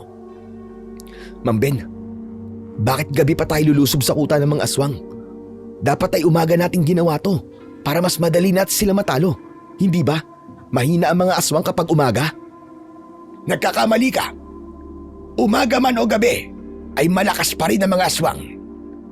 Sadyang sa gabi lamang sila umaatake dahil alam nila sa ganoong oras ay hindi handa mga tao. Kaya kahit umaga natin sila salakayin, ay ganun pa rin ang lakas nila. Isa pa, mas mabuti na ganitong oras natin sila lusubin para kung sakali man ay madali tayong makapagtatago. Ah, ganun po ba? Pero, Mang Ben, malapit na po ba tayo sa kuta ng mga aswang? Yan ang isa sa gusto kong sabihin sa'yo kanina pa. Nakalimutan ko kasi ang daan papunta sa kuta ng mga halimaw na yon. Ho? Anak nang, paano po tayo makakapunta sa kuta nila? Hay nako, ito ang mahirap kapag tumatanda na. Nagiging makakalimutin. Ewan ko ba sa utak ko? Ang mabuti pa'y dumito ka muna. Hahanapin ko ang daan at kapag nakita ko na, babalikan kita rito. Sigurado po ba kayo, Mang Ben? Na kaya niyo po na kayo lang po mag-isa? Oo naman. Kahit matanda na ako, ay kaya ko pa rin ipagtanggol ang aking sarili. Basta't huwag kang aalis dito kahit ano mangyari. Gusto ko lang makasiguro kung tama ba talaga ang dinadaanan natin. Sige ho. Basta ho, mag-iingat po kayo. Iisa lamang ang dala naming lampara at hinayaan ko na yon na dalhin ni Mang Ben upang mas madali niyang makita ang daan papunta sa kuta ng mga aswang. Hindi nagtagal ay mag-isa na ako sa gitna ng kagubatan. Nagpasalamat ako dahil bilog ang buwan kaya kahit papano ay maliwanag pa rin ang paligid. Umupo muna ako sa malaking ugat ng isang puno para makapagpahinga. Maya-maya ay may kaluskos akong narinig at ang unang pumasok sa isip ko ay si Mang Ben. Hanggang isang bulto ng lalaki ang nakita ko na papalapit sa akin. Mabilis akong tumayo para salubungin ang lalaking inakala ko na si Mang Ben. Pero natigilan ako nang malaman ko na si Raul pala yun. Raul! Sa wakas nagpakita ka na rin, Raul! Alam mo, sobra kami nag-aalala sa'yo ni Mang Ben. Ikaw? Nag-aalala sa akin? Huwag mo nga akong pinapatawa. Alam ko na napakasaya mo nung umalis ako sa bahay ni Lolo dahil sa wakas ay ikaw na ang magiging apo niya. Teka Raul, ano ba sinasabi mo? Huwag ka na nga nagmamaang-maangan. Unang beses pa lang na makita kita, mabigat na talaga ang loob ko sa'yo. At hindi nga ako nagkamali. Dahil plano mo palang kunin ang loob ni Lolo Ben at alisin ako sa buhay niya. Tapos ikaw ang papalit sa akin bilang kanyang apo. Hayop ka. Sobrang galing mong magmanipula. Hindi akong dahilan kung bakit ka umalis. Ikaw ang nagdesisyon pagdating sa bagay na yun. At para sa kaalaman mo, wala akong balak na palitan ka sa buhay ni Mang Ben. Kung alam mo lang kung gaano kanya kamahal bilang apo. Kung napapaniwala mo si Lolo sa kalokohan mo, ibahin mo ako. Tignan mo nga, sa galing mong umarte at magpaawa, ay sa'yo niya ibinigay ang mutya ng puno ng mangkono na dapat ay sa akin. Akin dapat yan, Jerwin. Akin! Alam ko naman yun, Raul eh. Pero ako ang pinili ng mutya eh. Sa tingin mo ba, ay papayag ako na tuluyang mapunta sa'yo ang bagay na yan? Kukunin ko yan sa'yo. Raul, alam kong galit ka sa akin pero maniwala ka. Wala akong masamang intensyon. Kahit itong pagbigay ni Mang Ben sa akin ng mutya, hindi ko inaasahan to. Hindi ko to plinano. Raul, hindi to ang oras para mag-away tayo. Ang dapat nating gawin ay magtulungan sa pakikipaglaban sa mga aswang. Yun ang dapat nating gawin. Hindi mo mabibilog ang ulo ko. Kaya kung ayaw mo masaktan, akin na yan. Ibigay mo sa akin ang mutya. Nagulat ako. Nang isang patalim ang nilabas ni Raul. Galit siyang nakatingin sa akin. Ngunit mas pinili ko pa rin ang maging mahinahon. Teka, kumalma ka Raul. Alam kong galit ka sa akin, pero gusto kong sabihin sa'yo na hindi mo ako kaaway. Magkakampi tayong dalawa. Huminahon ka. Manahimik ka. Ibigay mo sa akin ang mutya. Dahil sa akin naman talaga dapat yan. Ako ang totoong karapat-dapat na magsuot niyan at hindi ikaw. Si Mang Ben ang nagbigay nito sa akin. Kaya si Mang Ben lamang ang pwedeng kumuha nito sa akin. Ganon. Talagang gusto mo akong subukan, ha? Pwes, kukunin ko yan sa'yo ng sapilitan. Mabilis na tumakbo si Raul palapit sa akin. Inundayan niya ako ng saksak, ngunit nagawa ko yung iwasan. Walang tigil siya sa pag-atake at wala akong ibang ginawa kundi ang umiwas. Ayokong labanan si Raul dahil alam ko na hindi siya nakakapag-isip ng tama. Kaya niya yon ginagawa. Raul, tumigil ka na! Hindi tama itong ginagawa mo! Ano ka ba? Mas hindi tama na ikaw ang magmay-ari ng mutya dahil sa akin yan!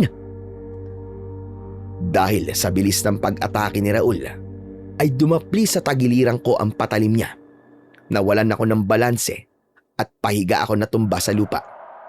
Tatayo na sana ako, pero mabilis na hinila ni Raul ang mutya na nakasabit sa leeg ko.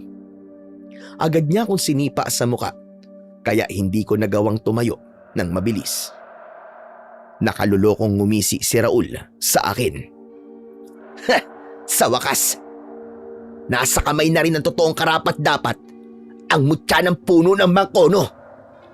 Ibalik mo sa akin yan, Raul. Kailangan ko yan upang matalo ang mga aswang. Bakit? Sa tingin mo ba? Sasayangin ko ang pagod ko sa pagkuha nito? Manigas ka, Jerwin! Manigas ka! Matapos yun, ay mabilis na tumakbo si Raul palayo. Tumayo ako. Habang sapo ang sugat sa akin tagiliran, hahabulin ko sana siya, pero biglang dumating si Mang Ben. Jerwin, magandang balita! Nakita ko na ang kuta ng mga aswang! Teka, sandali nga, ano ba nangyari sa'yo? Bakit may sugat ka? Inatake ka ba ng aswang habang wala ako rito? Mang Ben, hindi po aswang umatake sa akin, si Raul po. Nandito po siya kanina. Ano ka mo? Nasaan siya? Tumakbo po siya ron eh. Kinuha pa nga po niya sa akin ng mutya at ang sabi niya, siya raw po ang karapat dapat na magmay-ari nun. Mang Ben, patawarin niyo ako. Dahil di ko po nagawang pigilan si Raul. Ayoko po kasi siyang saktan at labanan eh. Napakatigas talaga ng ulo ng taong yon. Hindi siya nag-iisip. Sa tingin ba niya ay magagamit niyang kapangyarihan ng mutya dahil nasa kanya yon. Ikaw lamang ang makapagpapalabas ng kapangyarihan ng mutya dahil ikaw na ang nagmamay-ari nun ngayon. Sa gitna ng pag-uusap namin ni Mang Ben, ay may kakaiba akong naramdaman sa paligid. Biglang bumaba ang temperatura at naramdaman ko na naging mainit. Biglang tumabi si Mang Ben sa akin at luminga siya sa paligid. Bakit po, Mang Ben? Ano po ba nangyayari? Talasan mo ang pakiramdam mo. May mga aswang sa paligid. Humanda ka dahil mukhang aatake sila anuman sandali. Pero ang mutya, Mang Ben, wala po sa akin ang mutya. Wala na tayong magagawa kundi ang lumaban nang wala sa iyo ang mutya. Magtiwala ka lang dahil kaya natin to. Hindi tayo pababayaan ng ating Panginoong Diyos. Kakampi natin siya sa anumang sandali. Hindi nga nagkamali si Mang Ben dahil makalipas lamang ang ilang segundo ay magkakasabay na lumabas ang mga aswang. Nakapalibot sila sa amin ni Mang Ben.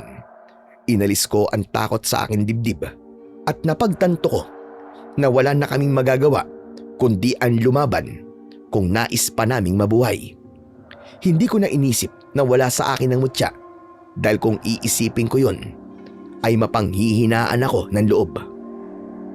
At yun na nga, magkakasabay na umatake sa amin ang mga aswang. Agad kaming kumilos ni Mang Ben. Kahit dalawa lang kami, ay ginawa namin ang lahat para lumaban. Yun nga lang sa kasamaang palad, dahil dalawa lang kami at wala sa akin ang mutya, ay ilang beses kaming nasugatan ng mga aswang. Bagamat may ilan kaming napaslang, ay mas malaki pa rin ang bilang ng mga aswang kumpara sa amin. Hanggang sa isang aswang, ang susunggaban sana ako, pero biglang iniharang ni Mang Ben ang kanyang sarili. Imbis na sa akin, ay sa dibdib ni Mang Ben bumaon ang matutulis na kuko ng aswang. Agad kong sinalo si Mang Ben nang akmang matutumba siya. Pinalibutan kami ng mga natitirang aswang na tuwang-tuwa dahil nakita nila na sugatan kami ni Mang Ben. Mang Ben, tumakas na po kayo! Ako na pong bala sa mga aswang! Hindi kita iiwan! Dalawa natin tatapusin ang laban na ito! Pero Mang Ben, sugatan na po kayo! Ang mabuti pa po siguro, umatras na tayo! Hindi po natin sila kaya! Naniniwala ako na hindi tayo pababayaan ng Diyos. Lalaban tayo hanggang sa ating huling hilinga! Labis akong humanga sa katapangan ni Mang Ben. Ngunit alam ko sa aking sarili na wala talaga kaming laban sa mga aswang na yon. Hanggang sa biglang dumating si Raul. Sinaksak niya ang ilang aswang hanggang sa tuluyan na siyang nakalapit sa amin. Umiiyak niyang niyakap si Mang Ben. Lo! Lo, lumaban ka! Huwag mo akong iiwan! Patawarin mo ako sa mga nagawa ko, Lo! Kahit kailan talaga ay uubod ng tigas ng ulo mo. Pero hindi pa uli ang lahat. Kaya mo pang itama ang iyong pagkakamali. Ang mutya, ibalik mo ang mutya kay Jerwin. Magmadali ka! Inilabas ni Raul ang mutya at inabot niya yon sa akin. Walang pagdadalawang isip na kinuha ko yon at isinabit sa akin leeg. Patunayan mo sa amin ngayon na ikaw nga talaga ang karapat-dapat sa mutya. Bantayan mo si Mang Ben. Ako nang bahala sa mga aswang. Agad kong naramdaman ang kapangyarihan ng mutya sa aking mga kamay. Tumayo ako habang hawak ang itak at sinugod ko ng buong tapang ang mga aswang na nakapalibot sa amin. Pinagsama ko ang kakayahan ko bilang boksingero at manunugis sa pakikipaglaban. Tinaga ko ang ilang aswang habang ang ilan ay malakas kong sinuntok sa tapat ng dibdib nila. Pinuntiriya ko ng suntok ang tapat ng puso nila upang agad silang mamatay. Bawat aswang na tinatamaan ng aking kamao ay tumatalsik at hindi na nakakatayo. Ang tanging nasa isip ko ng mga sandaling yun, Sir Blair, ay ubusin sila dahil yun ang dahilan kung bakit nasa akin ang mutya. ng puno ng mangkono. Hindi nagtagal ay nagawa ko ng patumbahin at patayin ng mga aswang. Habang habol ko ang aking paghinga, ay tinignan ko ang mga aswang na nakahandusay sa paligid. Hindi ako makapaniwala na nagawa ko yun. Ampas langin silang lahat. Doon ko na binalikan sina Mang Ben at si Raul. Mang Ben, natalo na po natin ang mga aswang. Wala na po sila. Ubus na po ang mga aswang. Hindi ako nagulat na nagawa mo yan, Jerwin.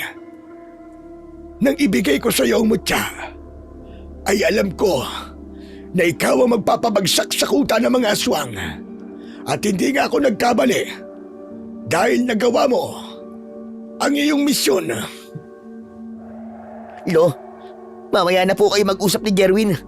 Kailangan ka na po naming madala sa ospital. Jerwin, tulungan mo akong buhatin si Lolo. Ako na lang ang bubuhat sa kanya. Mauna ka na at maghanap ka ng pwede nating masakyan papunta sa ospital. Bilisan mo! Sumang-ayon si Raul sa sinabi ko. Mabilis siyang tumakbo palabas ng gubat. Binuhat ko naman si Mang Ben at nagsimula na akong maglakad. Hindi ko ininda ang mga sugat ko dahil ang nasa utak ko ng mga sandaling yon ay ang mailigtas sa buhay ni Mang Ben. Maraming salamat, Jerwin. Salamat dahil pinalaya mo ang aming baryo mula sa mga aswang. Habang buhay naming tatanawin ang utang na loob na ito sa iyo. Wala po kayong utang na loob sa akin. Ako pa nga po ang dapat na magpasalamat sa inyo dahil binigyan niyo po ako ng panibagong dahilan para mabuhay. Salamat. Salamat dahil dumating ka sa buhay namin. Hindi ka namin makakalimutan. Huwag na po muna kayo magsalita dahil baka mas lalo po kayo manghina eh. Malapit na po tayo sa baryo. Konting tiis na lang po. Paglabanan niyo po, Mang Ben. Mabubuhay pa kayo. Mabuti na lang at agad na nakahanap si Raul ng tricycle na maghahatid sa amin sa ospital. Pagdating sa ospital ay agad namang inasikaso ng mga nurse at doktor si Mang Ben, habang ang isang nurse naman ang gumamot sa mga sugat ko. Habang naghihintay ako sa waiting area ng ospital, ay lumapit si Raul sa akin. Jerwin, humihingi ako ng tawad sa lahat ng pagkakamali at hindi magandang bagay na nagawa ko sa'yo. Kanina, nang nalaman kong hindi ko magagamit ang mutya at nakita kong sugatan si Lolo, ay doon ko napagtanto na mali pa lang talaga na kinuha ko sa iyo mutya. Kung di ko yung ginawa, malamang hindi kayo nasugatan ng gusto ng mga aswang na yon. Raul, masaya ako sa pag-amin mo sa iyong pagkakamali. Matapang ka dahil marunong kang tumanggap na may mga pagkakataon sa buhay mo na may mali kang nagagawa at tinatanggap ko ang paghingi mo ng tawad. Maraming salamat. Patawad din kung iniisip kong inagaw mo sa akin si Lolo Ben. Sa totoo lang, nung dumating ka sa buhay namin at nakita ko na tinatrato ka ni Lolo kung paano niya ako tinato noong mga unang araw na inampon niya ako, ay natakot ako. Natakot ako na mapunta sa iyo ang atensyon at pagmamahal ni Lolo. Alam mo, ang totoo niyan eh. Lumaki kasi akong walang nagmamahal sa akin. Kahit mga sarili kong magulang, pinamigay ako. Yung mga tao naman na umampon sa akin, bago si Lolo Ben, ay trinato ko na parang isang alipin. Kaya nang nakilala ko si Lolo Ben at naranasan kong alagaan at mahalin, ay nagkaroon ako ng takot na mawala ang pagmamahal na yun sa akin ni Lolo. Ngayon naiintindihan ko na kung bakit ganun ang naging pagtrato mo sa akin. Pero Raul, sumpa man sa Diyos, wala akong balak na agawin si Lolo Ben sa'yo. Wala akong planong palitan ka bilang kanyang apo. Alam mo ba, mahal na mahal ka ni Lolo Ben. At sana, ito na ang maging bagong simula nating lahat. Sana, ay maging magkaibigan tayong dalawa. Naiiyak na niyakap ako ni Raul. Nang sandaling yon, ay naisip ko na may maganda ring kinalabasan ang lahat ng nangyari. Nasugatan man ng gusto si Mang Ben, ay naging daan naman yun upang mapagtanto ni Raul ang kanyang mga pagkakamali. Makalipas ang ilang araw, ay ligtas na nakalabas si Mang Ben sa ospital. Naging mabilis ang pagbawi niya ng lakas dahil dalawa kami ni Raul na nag-aalaga sa kanya. Simula rin noon ay wala nang pag-atake ng mga aswang ang nangyari sa lugar na yon. Naging saksi ako kung paano nabuhay ang mga tao roon nang wala nang takot sa mga aswang. At bilang pagpapasalamat sa kabayanihan na aking nagawa, ay isang selebrasyon ang ginanap sa plaza isang umaga. Bumaha ng pagkain at inumin. Sobrang sarap pala sa pakiramdam na maraming tao ang nagpapasalamat sa iyo dahil sa isang bagay na iyong nagawa. Pero hindi ko sinolo ang pagiging bayani dahil sinabi ko sa mga tao na kung hindi dahil kina Mang Ben at Raul ay hindi ko magagawang ubusin ang mga aswang. Habang nakatayo ako sa isang sulok, Sir Blair, ay nagulat ako nang lumapit si Mang Ben sa akin na kasama ang tatay ko. Naluluwa akong niyakap ni tatay na lalo kong ikinagulat. Tay, ano pong ginagawa niyo rito? Paano niyo po nalaman na nandito ako? Nagpunta ako sa baryo niyo, Jerwin, para hanapin ang tatay mo. Dahil kilala siya roon, ay madali ko siyang nakita. Kinuwento ko rin sa kanya ang lahat ng nangyari at ang nagawa mong kabayanihan dito sa aming lugar. Patawarin mo ko, anak. Patawad kung hindi ako naging mabuting ama sa'yo. Patawad, anak, kung pinilit kitang maging perpektong anak. Nagkausapin ako ni Mang Ben, ay doon ko napagtanto ang mga pagkakamali ko sa'yo. Patawad, anak. Patawarin mo ko. Tay, pinapatawad na kita. Patawad din po kung umalis ako nun sa bahay natin, ha? Imbis na ayusin ko ang problema nating dalawa. Wala kang dapat na ihingi ng tawad sa akin. Dahil kung hindi ka umalis sa bahay natin nun, ay hindi mangyayari ang lahat ng ito. Napakasaya ko para sa iyo, anak.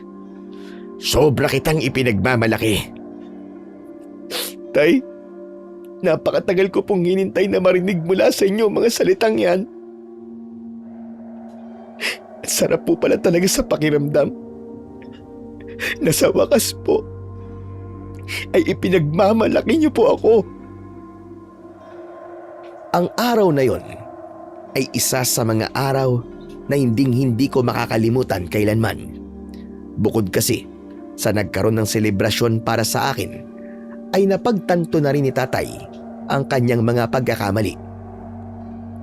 Matapos ang selebrasyon, ay nagdesisyon akong umuwi na sa bahay kasama si tatay.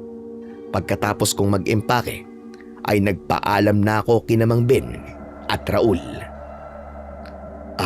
Mang Ben, aalis na po ako.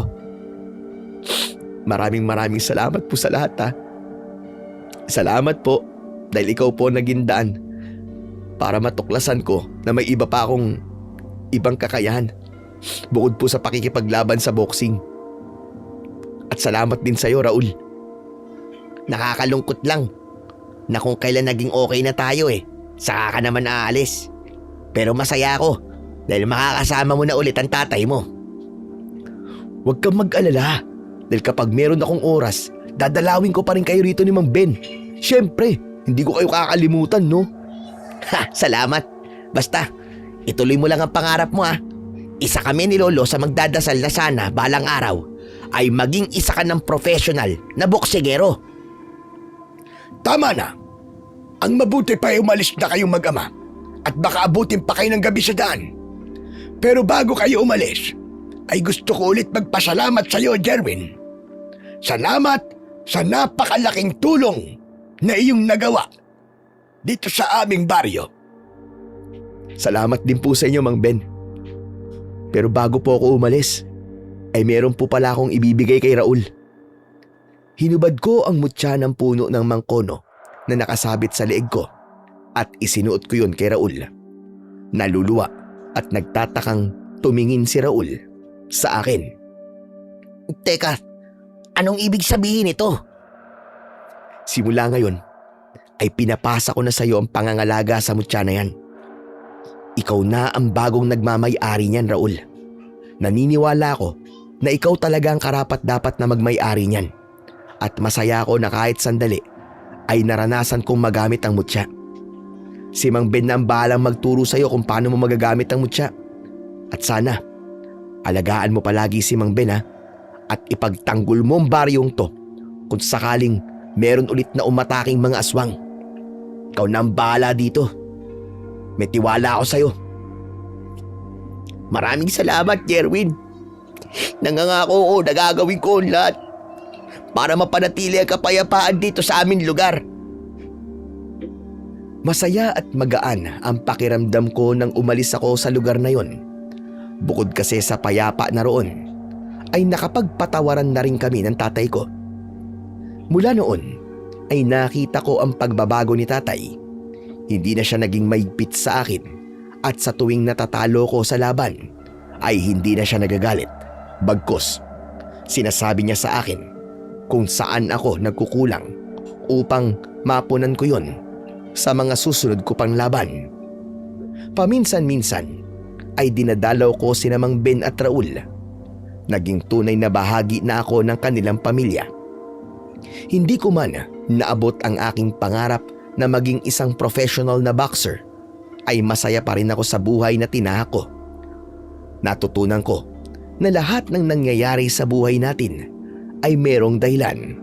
Ang kailangan lang nating gawin ay magtiwala sa proseso at plano ng Diyos para sa atin.